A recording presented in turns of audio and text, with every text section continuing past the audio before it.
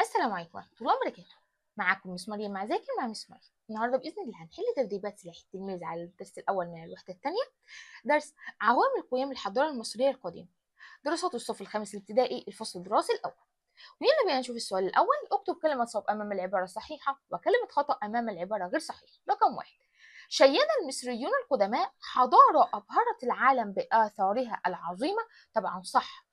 يبقى المصريين القدماء شيدوا حضارة خلت العالم كله فيه ذهول بسبب آثارها العظيمة.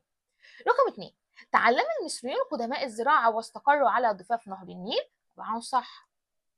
3: ساهم نهر النيل قديما في التواصل بين شمال مصر وجنوبها. طبعا طبعا صح. يبقى نهر النيل ده ساهم ان يكون في تواصل ما بين شمال مصر وجنوبها. رقم 4: تعد مصر بوابة مشتركة لقارتي آسيا وإفريقيا. طبعا صح. يبقى احنا عندنا مصر تعتبر بوابة مشتركة ما بين قارتي آسيا وإفريقيا، وعندنا طبعا فلسطين، يعني فلسطين هي في القارة الآسيوية، فتعتبر بس في بوابة مشتركة ما بيننا وبينهم. طيب، رقم كام؟ رقم 5: تتمتع مصر بحدود طبيعية آمنة منها البحرين المتوسط والأسود؟ لا. ليه؟ هي الأسود عندنا غلط. ليه؟ لأن مصر تتمتع بحدود طبيعية منها البحرين المتوسط والأحمر. رقم 6: أنعم الله عز وجل على مصر بمناخ بارد ساعد على ابتكار وعمل المصريين؟ لا طبعا. ليه؟ لأن ربنا أنعم على مصر بمناخ معتدل. المناخ المعتدل ده ساعد على الابتكار وعمل المصريين القدماء. رقم 7: تتميز مصر بتنوع المعادن والصخور، وده ساعد على بناء الأهرامات ونحت التماثيل. طبعا صح. 8: بدأت صناعة أدوات الزينة والحلي في مصر حديثا؟ لا طبعا، ده من قديم الزمن. طيب، رقم 9: الموقع الجغرافي جعل مصر ملتقى قارات العالم الجديد؟ لا، لأن الموقع الجغرافي ده خلى مصر ملتقى قارات العالم القديم وليس الجديد. رقم 10: ساعد كفاح وإبداع المصريين القدماء على قيام الحضارة المصرية القديمة. طبعا صح. يبقى كفاح وإبداع المصري القديم ده ساعد على قيام الحضارة المصرية القديمة. 11: تعد مصر من أقدم الدول التي اهتمت ببناء جيش قوي. طبعا صح. يبقى مصر من أقدم الدول اللي اهتمت اللي هي تبني جيش قوي. رقم 12: قامت الحكومة المركزية بدور مهم في إدارة شؤون المصريين القدماء. طبعا صح. يبقى الحكومة المركزية كان لها دور مهم، اللي هي كانت قدرت تمسك تمسك شؤون المصريين القدماء. 13: المصريون القدماء هم أول شعوب العالم التي عرفت الوحدة السياسية. طبعا صح. يبقى المصريين القدماء هم أول شعوب في العالم عرفت يعني إيه وحدة سياسية. رقم 14: تميز المصريون القدماء بالترابط الأسري والاستقرار السياسي. طبعا صح. صواب. 15: تمسك المصريين بالقيم والأخلاق الحميدة، وده يدل على تميزهم ثقافيا. طبعا طبعا خطأ. طيب، إيه بس هي مش هتكون تميزهم ثقافيا، لا، امال تميزهم تميزهم اجتماعيا. 16: معرفة المصريين القدماء بالكتابة الهيروغليفية كان له العديد من الآثار الإيجابية. طبعا صح. 17 18 17: تدهورت أنظمة الري عند المصريين القدماء؟ لا طبعا.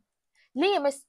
لأن أنظمة الري عند المصريين القدماء ما كانتش متدهورة، بالعكس، ده هم كانوا منظمين وعارفين أنظمة الري هي كانت بتتعمل ازاي وبتتشغل ازاي، هم اللي اخترعوها، فما تدهورتش أنظمة الري عند المصريين القدماء. 18: تقتصر مهمة الدفاع عن الوطن على الجيش. طبعا صح. طبعا خطأ، معذرة. ليه؟ لأن مهمة الدفاع عن الوطن الجيش والشرطة، مش الجيش بس. طيب يا مس، تعال نشوف اللي بعده.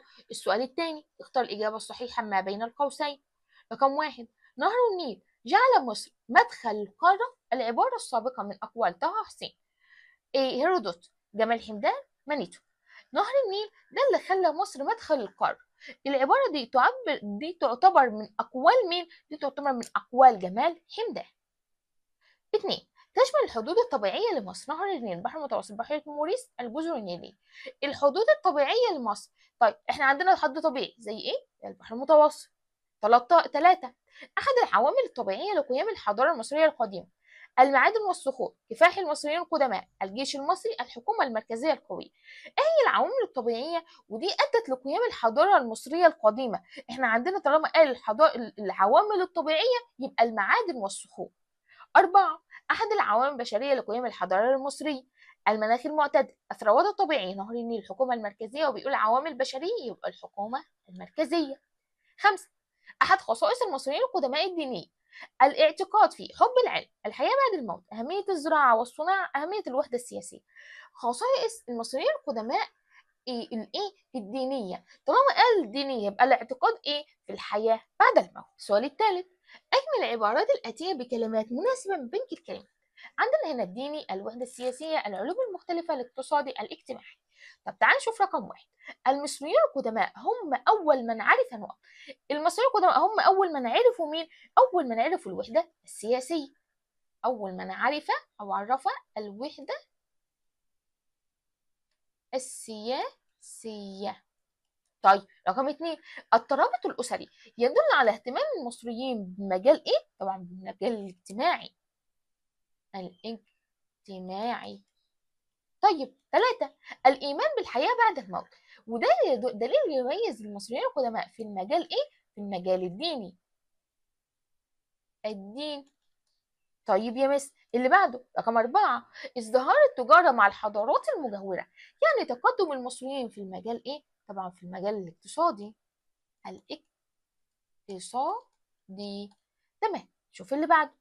السؤال الرابع صوب ما تحته خط. رقم 1، تنوعت عوامل قيام الحضارة المصرية القديمة ومنها نهر النيل الذي يعد عاملا بشريا؟ لا طبعا. ليه؟ لأن عوامل قيام الحضارة المصرية القديمة ما بين عوامل طبيعية وعوامل بشرية. العوامل الطبيعية منها نهر النيل، فيعتبر نهر النيل يعد عامل إيه؟ عاملا طبيعيا وليس بشريا. طبيعي. رقم 2، تميز المصريون بالترابط الاجتماعي الناتج عن التفكك الأسري؟ لا، المصريين القدماء اتميزوا بالترابط الاجتماعي الناتج عن ايه؟ الناتج عن الاستقرار الأسري مش التفكك. الاستقرار. رقم 3، معرفة المصريين القدماء اللغة الهيروغليفية يدل على تميزهم في المجال الاقتصادي؟ لا، طالما قال اللغة الهيروغليفية اللي هي اللغات عموما يبقى المجال الايه؟ المجال الثقافي وليس الاقتصادي. الثقافي. تمام. شوف اللي بعده. السؤال الخامس، صنف العوامل الآتية إلى عوامل طبيعية وأخرى بشرية. هو جايب لنا هنا عوامل طبيعية وعوامل بشرية وعايزنا نقسمها حسب الجدول. عندنا الجيش المصري الجيش المصري عوامل بشرية. الجيش المصري. طيب نهر النيل عوامل طبيعية. نهر النيل. طيب يا مس عندنا هنا الحكومة المركزية يبقى العوامل البشرية. الحكومة المركزية. عندنا هنا اللي بعدها الحدود الطبيعية. الحدود الطبيعية عوامل طبيعية. الحدود الطبيعية. طيب يا مس عندنا كفاح المصريين القدماء دي طبعا عوامل بشرية. كفاح المصريين. عندنا المناخ المعتدل دي حدود طبيعية أو عوامل طبيعية. المناخ المعتدل. الثروات الطبيعية عوامل طبيعية. الثروات الطبيعية. وعندنا طبعا موقع جغرافي عوامل ايه طبيعية. الموقع الجغرافي. تمام. تعالي بس نشوف السؤال السادس. بما تفسر أو فسر أهمية كل مما يلي الحضارة المصرية القديمة. نهر النيل. إيه هي أهمية نهر النيل؟ أهميته إن هو ساعد المصري القديم على الزراعة والاستقرار. على إيه مثل؟ على ضفافه، وكمان التعاون لبناء الجسور والسدود والتواصل بين الشمال والجنوب. يبقى يا مس سريعا كده ايه هي اهميه نهر النيل؟ اهميته ان هو ساعد مصر القدم على الاستقرار، وطالما استقر وعرف وفي ميه عذبه وتربه خصبه يبقى عارف الزراعه، وكمان كان في تعاون عشان يبني الجسور والسدود، وايه كمان اهم حاجه ان هو كان في تواصل حضاري ما بين او التواصل ما بين الشمال والجنوب. رقم 2، الموقع الجغرافي لمصر. ايه هو اهميه الموقع الجغرافي؟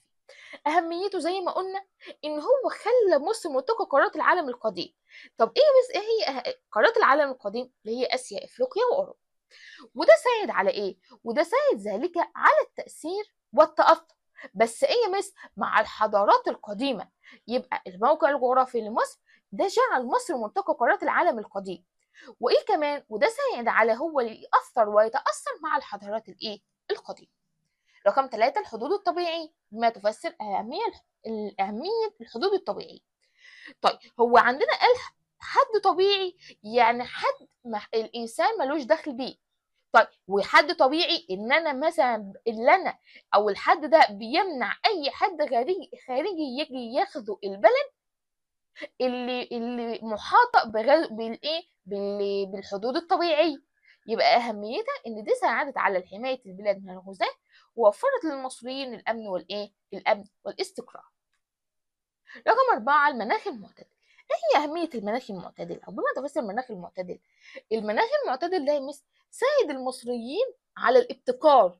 يبقى المناخ من اهم عوامل اللي ساعدت المصريين القدماء على الابتكار. وده كمان ساعد على ايه؟ ساعد على بقاء الاثار المصريه خالده لحد الان، يعني هي موجوده لحد دلوقتي. رقم 5، الثروات الطبيعيه. ايه هي اهميه الثروات الطبيعيه؟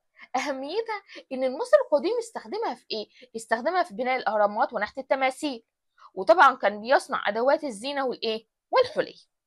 يبقى الثروات الطبيعيه استخدمها المصري القديم في بناء الاهرامات ونحت التماثيل وصناعه ادوات الزينه والحلي. رقم 6، كفاح وابداع المصريين القدماء. ليه او بما تفسر كفاح المصريين القدماء؟ كده كفاحهم ان المصريين القدماء استثمروا موارد الطبيعه، طبعا مع ما لديهم من ابداع واتقان. هم عندهم حب واتقان، وطبعا عندهم ايه؟ عندهم حب اللي هم يعملوا حضاره عظيمه. فعشان كده طلعوا كل ما لديهم من ابداع واتقان. رقم 7، الجيش المصري. هي أهمية الجيش المصري إن ساعد وجود جيش قوي على حماية البلاد واستقرارها ووحدة طبعا وحدة أراضيها. تمام يا مس. السؤال الثامن أو رقم 8، الحكومة المركزية. إيه هي يا مس أهمية الحكومة المركزية؟ أهميتها إن هي ساهمت بدور مهم في إدارة شؤون البلاد. يعني الحكومة هي دي كانت بتدور شؤون البلاد، وكانت بترعى مصالح المواطن، وطبعا كانت بتتابع كانت بتتابع المشروعات. يبقى الحكومة المركزية ساهمت بدور مهم في إدارة شؤون البلاد ورعاية المصالح المواطنين ومتابعة المشروعات. طيب يا مس، هنشوف اللي بعده.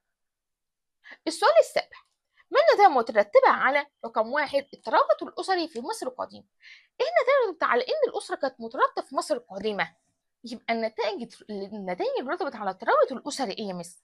إن المصريين القدماء اتميزوا. طيب عندنا ترابط أسري يعني ترابط اجتماعي، يبقى تميز المصريين القدماء بالترابط الاجتماعي. هنقوم كاتبين تميز المصريون القدماء بالترابط الاجتماعي. تمام يا مس. رقم 2، موقع مصر وسط قارات العالم القديم. النتيجة على ان مصر كانت بتقع وسط قارات العالم القديم ادت لايه؟ ان مصر اصبحت في تأثير وتأثر بين الحضارة المصرية القديمة، وطبعا بعد الحضارات القديمة. فهنقوم كاتبين هناك أصبح هناك تأثير وتأثر بين الحضارة المصرية وبعض الحضارات الأخرى. تمام. رقم 3، إن تردد على انتشار الصحاري أدت لإيه؟ الصحاري المصرية دي تعتبر حدود طبيعية. يبقى النتائج على انتشار الصحاري حول نهر النيل أدت لإيه؟ أدت إن مصر تتمتع بحدود طبيعية آمنة. فهنقوم كاتبين أدت إلى تمتع مصر بحدود طبيعية آمنة وحماية البلاد من الغزاة. تمام يا مس. رقم 4، تتنوع المعادن والصخور في مصر القديمة. النتائج التي على تنوع المعادن والصخور إيه؟ أدت لإيه؟ أدت لبناء الأهرامات ونحت التماثيل وصناعة أدوات الزينة والإيه؟ والحلي. فهنقوم كاتبين أدت إلى بناء الأهرامات ونحت التماثيل ونحت التماثيل وصناعة أدوات الحلي. تمام. رقم 5، كفاح وإبداع المصري القديم. النتائج مرتبطة على إن المصري القديم كان عنده كفاح وإبداع، أدت لإيه؟ أدت لإنشاء حضارة عظيمة كحضارة المصريين القدماء. هنقوم كاتبين أدت إلى ظهور حضارة عظيمة. يبقى دي أدت لحضور لإيه؟ لإنشاء أو ظهور أو إنشاء حضارة إيه؟ حضارة عظيمة. طيب شوف اللي بعد. السؤال الثامن دلل على تميز المصريين القدماء في المجالات الآتية. تميزهم في المجال السياسي. المصري القديم متميز في المجال السياسي زي ايه؟ المصريين هم اول شعوب العالم، بس معرفة بإيه؟ معرفة بالوحدة السياسية. طيب عندنا الاجتماعي، إن المصريين القدماء اتميزوا بالترابط الاجتماعي عن ترابط إيه؟ عن الترابط الاجتماعي اللي بيكون ناتج عن الترابط الأسري والاستقرار الإيه؟ والاستقرار السياسي. طيب رقم 3، الدين. دلل على تميز المصريين في المجال الديني إن هم تمسكوا بالقيم والأخلاق الحميدة، وطبعا آمنوا بالحياة بعد الإيه؟ بالحياة بعد الموت.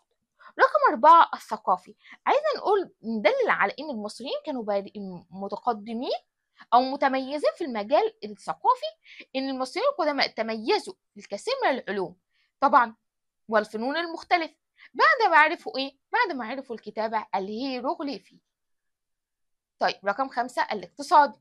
إن اهتموا بتطوير نظم الري وطبعا إتقان الكثير من الصناعات زي صناعة الفخار.